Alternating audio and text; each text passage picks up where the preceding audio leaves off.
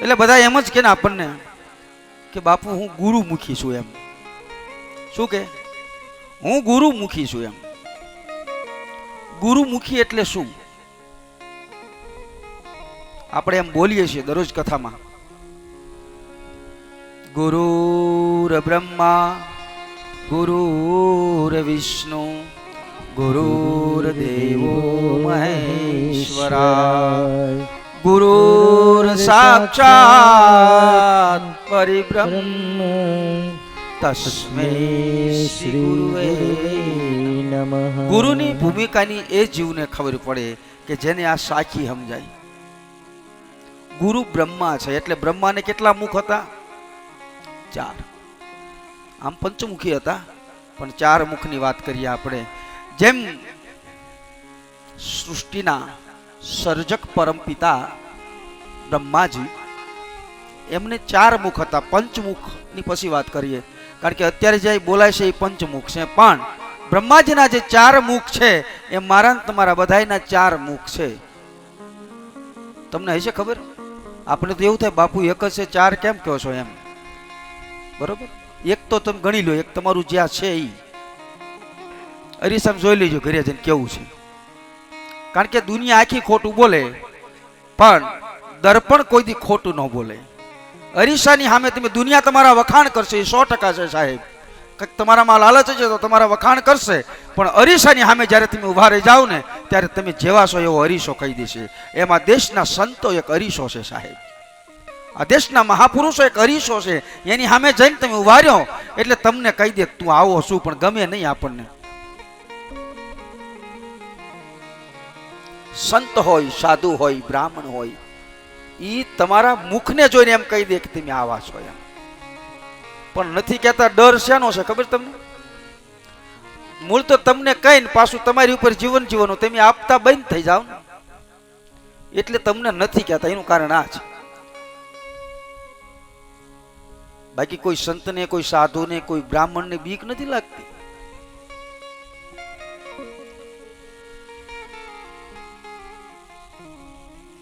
તો પેલું તમારું આ મુખ. બીજું તમે હા પાડજો પાછા મને. બીજું કાળ મુખો આવે ને એવું મુખ. એમ કે કતારમાં ક્યાં કાળ મુખો હામો મળ્યો? એ આપણું જ હોય કે બીજાનું હોય? આનું આ મુખ એક દી કાળ મુખું બને. બને ને? હા શું ખા? આનું આ મુખ આપણને દુનિયા એમ કે કાળ મુખો છું હશે તો જ કહેતા હોય. ત્રીજું છે પ્રેમ મુખ. કેવું છે? પ્રેમ મુખ. અમુક વ્યક્તિની સામે તમે જોવો ને સાહેબ તો એનું મુખ હસતું હોય, પ્રેમ મુખી હોય, અને ભેગો ના થયો તો આપણને ગમે નહીં. પ્રેમ મુખ. એક આ મુખ કાળ મુખ, પ્રેમ મુખ. ત્રીજું મુખ છે, ચોથું મુખ છે આનંદ મુખ. અમુક ને અહીંયા તમે જઈને બેહો તમને આનંદ જ થાય સાહેબ, બીજું કઈ કોઈની વાત જ ન હોય. આનંદ, આનંદ મુખ છે. પાંચમું કહું ને, પાંચમું મુખ છે ગુરુમુખી. ગુરુમુખ.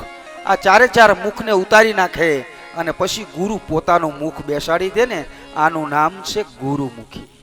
આ બધા મુખને ઉતારી નાખે એટલે કીધું છે ગુરુ બ્રહ્મા. શું કીધું ભજનમાં? ખાળ રે પડાવું મારા આ શરીર તણીને રે, એની હું તો મોજડી રે શિવડાવું.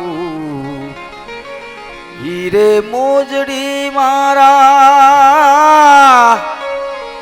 એ ગુરુજીને પહેરાવું, તોય મારા ગુરુજીના ગુણના તોલે એનો આવે. કેવું હશે સાહેબ? ખાળ રે પડાવું આ શરીર તણી, એની હું મોજડી શિવડાવું. ઈ મોજડી મારા ગુરુને પહેરાવું તો એના ગુણના તોલે નો આવે. કેવું મુખ આપતા હશે આપણને સદગુરુ સાહેબ.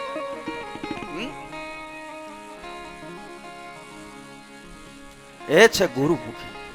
5 મુખ છે, એમાં તમને જે ગમે એ પહેરી લેજો. હા, આપણે છૂટ છે, કોઈને અહીં ભક્તિ લગાડવાની કાંઈ એવું કાંઈ છે નહીં.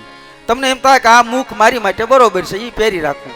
આનંદ મુખ, પ્રેમ મુખ, કાળ મુખ, એક છે ઈ કઈ બદલાવ ન કરો હોય તો ગુરુમુખ. 5 મુખ. એમ આજે સનકાદિક મુનિ સંત નારદજીને એમ કહે છે, હે મહાપુરુષ, હે સંત પુરુષ, તમારા મુખની ઉપર આજ ઉદાસતા કેમ દેખાય છે? તમે કંઈક ચિંતિત છો, તમને કંઈક ચિંતા છે. જ્યારે સંત નારદજીને સનકાદિક મુનિએ ઉદાસતાનું કારણ પૂછ્યું ને,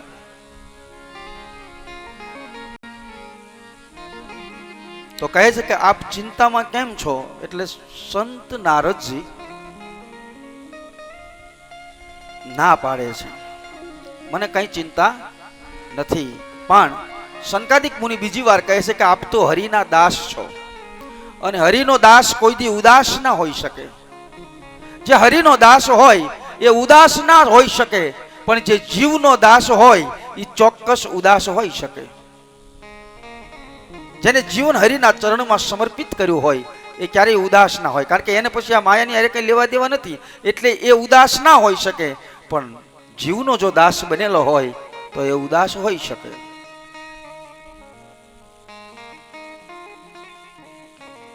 પણ આજે તમને જોયા પછી એમ લાગે છે કે તમે કંઈક ઉદાસ છો. ત્યારે નારદજી સનકાદિક મુનિને કહે છે,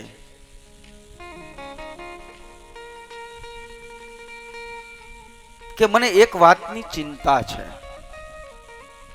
હા, જ્યારે આપણા જીવનમાં ચિંતા હોય ને તો 2 વસ્તુ થાય. કા વારંવાર તમે બહુ ચિંતા કરો ને તો કા ઘરમાં વિઘન આવે ને કા તમારા શરીરનો વિનાશ થઈ જાય, બીજું કંઈ ન થાય. અતિ ચિંતા કરવાથી કા ઘરમાં વિઘન આવે અને કા શરીરનો વિનાશ થઈ જાય. કારણ કે ચિંતાને અવળું કરી નાખો એટલે ચિતા થાય. ચિતા આપણે ગુજરી જાય ને ત્યારે ગોઠવે. અવળું ને હવળું 2 વાંચવું પડે તમારે.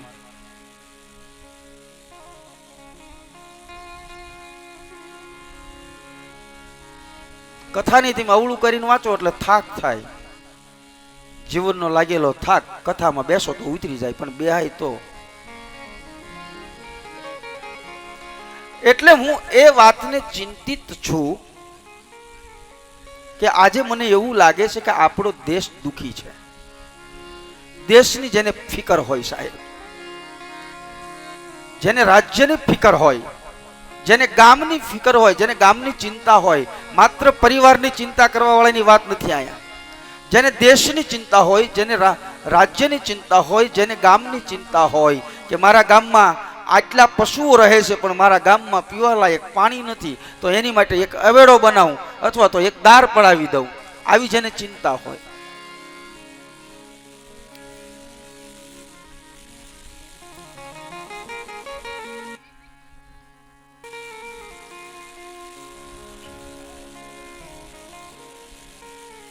જેની ચિંતા છે નારદજીને, તો કે આ દેશમાં સત્ય હવે નથી રહ્યું, તપ ન રહ્યું, સત્ય ન રહ્યું, દાન ન રહ્યું.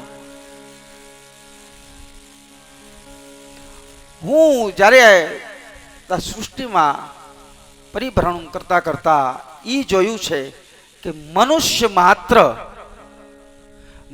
માત્ર જૂઠું બોલનાર બની ગયો છે. એટલે આ દેશમાં ક્યાંય ધર્મ હોય એવું દેખાતું નથી. એટલે હું ચિંતિત છું. જેને ધર્મની ચિંતા હોય સાહેબ, તો સનકાદિક મુનિ પૂછે છે, પણ તમે કઈ રીતે કહો છો કે લોકો એ કે બોલે છે કાંઈ ને કરે છે કાંઈ, બોલે છે કાંઈ અને જીવે છે કંઈક અલગ. મને ચિંતા છે, અને જાજા ભાગે એની ચિંતા છે કે આ દેશના લોકો પોતાનું પેટ ભરા બની ગયા છે. કોઈનું દુઃખ કે દર્દ લોકોને દેખાતું નથી સાહેબ. કેવલ કેવલ પેટ ભરા બન્યા છે. જગતમાં ક્યાંય હવે ધર્મ દેખાતો નથી. ધર્મ માત્ર આડંબર બની અને રહી ગયો છે સાહેબ. સંત નારદજી કહે છે કે આનું મને દુઃખ છે. કોણ સત્ય બોલે છે, કોણ જુઠ્ઠું બોલે છે એની પણ ખબર પડતી નથી. આનું મને દુઃખ છે. આ જગતમાં કોઈ સ્ત્રીમાં પવિત્રતા નથી, કોઈ પુરુષમાં પવિત્રતા નથી, કોઈ સંતમાં પવિત્રતા નથી. મને આનું દુઃખ છે. કેટલી ચિંતા કરે છે સાહેબ એક સંત ધર્મની. જે ધર્મ આપણું કાયમ રક્ષણ કરે છે એ ધર્મની આપણને ક્યારેય ભવિષ્યમાં પણ ચિંતા થતી નથી. જેને ધર્મની ચિંતા થાય, જો ધર્મ સમજવા માટે જગતમાં તમે ગમે ત્યાં જાઓ ને તો આ જગતમાં ક્યાંય અત્યારે નીતિ જેવું કઈ દેખાતું જ નથી. લગ્ન હોય દીકરીના, આમ તો હવે તો બાપુ થોડોક ટાઈમ જશે ને એટલે લગભગ ભૂદેવની જરૂર નહીં પડે, મંદિરમાં સાધુની જરૂર નથી, આમ લગ્નમાં લગભગ ભૂદેવની નહીં જરૂર પડે. જૂની સંસ્કૃતિને આપણે ટાળી દીધી. હાવ પહેલાની સંસ્કૃતિ તમે જુઓ, શિવાલય હોય તો ગિરી પરી ભારતી સાધુને રાખતા ગામમાં, એની પૂજા કરતા સાહેબ. અને એમાં વળી પાછું કેવું કે શિવજીનું મંદિર હોય તો કોઈ રામાનંદી કે કોઈ વૈષ્ણવ સાધુ પૂજા ન કરે, ગિરી પરી અને ભારતી એની પૂજા કરે. રામજી મંદિર હોય તો કોઈ વૈષ્ણવનું બાળક, કોઈ રામાનંદી સાધુનું બાળક એની પૂજા કરે. તમારા ઘરે કઈ પ્રસંગ હોય તો એનો વિધિ વિધાન બ્રાહ્મણો કરાવે. કેવી આ સુંદર એક ગોઠવણ હતી.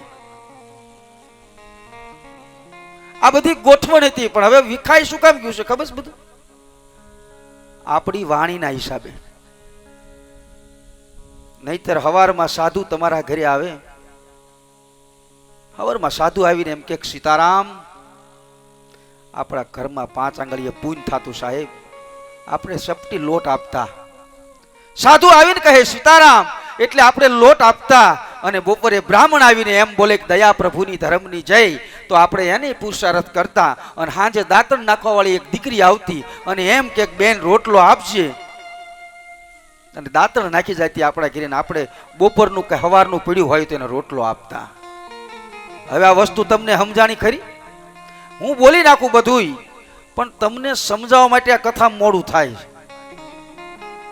જેના હૃદયમાં રામ હોય, જેના હૃદયમાં રામ હોય, સાધુ હવારમાં આવે સીતારામ, જો તારા હૃદયમાં રામ છે તો બપોરે બ્રાહ્મણ આવે દયા પ્રભુની ધર્મની જય. જેના હૃદયમાં રામ હોય ને એમાં દયા હોય, બાકી દયા હોય જ નહીં કોઈ દી. આ એક આ 3 વ્યક્તિ તો આપણને જગાડવા આવતા. રામાયણમાં લખ્યું છે દયા પ્રભુ કી દયા ધર્મ કા મૂલ है, पाप मूल अभिमान, तुलसी के दया न छोड़िए जब घट में रहे प्राण. જેના હૃદયમાં રામ હોય ને એના ઘરમાં દયા હોય, અને જેના ઘરમાં દયા હોય ને અહીંયા જ રોટલો હોય, બાકી દયા વગરના ઘરે રોટલો કોઈ દી ખવાય નહીં ભલામણા. જેના દિલમાં દયા ન હોય, જેના દિલમાં દગા સિવાય કાંઈ ન હોય, એના ઘરનો રોટલો ખાવ ને તો 8 દીતો તમારા ઘરમાં એના ઘર જેવું બની જાય. એટલે ક્યાં ખાવું ને ક્યાં પીવું આ બધું બહુ ધ્યાન રાખવું પડે. હું તો ઓલા દિનેશના ઘરે 2 દી જોયું. પેલા મેં ભગવાન દયા, ભગવાન એને ઠાકર સમજો ખૂબ આપે. હું 2 દિવસથી અહીંયા રોકાઉં છું. કાલે સાંજે વયો ગયો તો, પણ એવી નજર ન લાગે બે હાવું ને કોઈ નહીં. બે માં દીકરી હોય ને એવી રીતે રહે છે. આપણને મને ખબર ન પડે કાંઈ દીકરાને વહુ છે ને પૂછવું પડ્યું.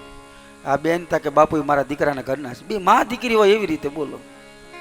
હા, નકર મને તો એમ થાય સંગીતા, એક ઘીરે સાધુને ઉતારો આપવો અને એક ઘીરે હાથી હાંસવો ને બે હરખું થાય. બિચારી માન પંગોઠી વાળીને બે તો હું કહું બટા થોડીક ચા બનાવી દે ને, બે મહેમાન આવ્યા છે તો વળી પાછી ચા બનાવે. એટલે ધન્ય છે એ પરિવારને. પણ સંતોના ઉતારા એના ઘીરે જ હોય કે જેની 2 પેઢીનું પૂન ભેગું થાય. સંગીતા તારું નહીં બટા, પણ તારા હાઉના મમ્મી પપ્પા હોય એનું પુણ્ય અને તારા સસરાના મમ્મી પપ્પા હોય એનું પુણ્ય જ્યારે ભેગું થાય ને ત્યારે 7 દિવસના કોઈ કથાકાર કોઈ વક્તાનો તમારા ઘરે ઉતારો થાય. બાકી તમારે રાખવો હોય તોય ન થાય. એટલે આ પેઢીના પુણ્ય તને 7 દિવસ સેવા કરવાનો બાપા લાભ મળ્યો. એટલે એવું કંઈક પુણ્ય ભેગું કરજે કે ફરીવાર આ ગામમાં કોઈ કથા કરે અને કોઈ વક્તા કોઈ કથાકાર આ ગામમાં આવે ને બટા તો એનો ઉતારો રાખવાનો તને લાભ મળે. એટલા માટે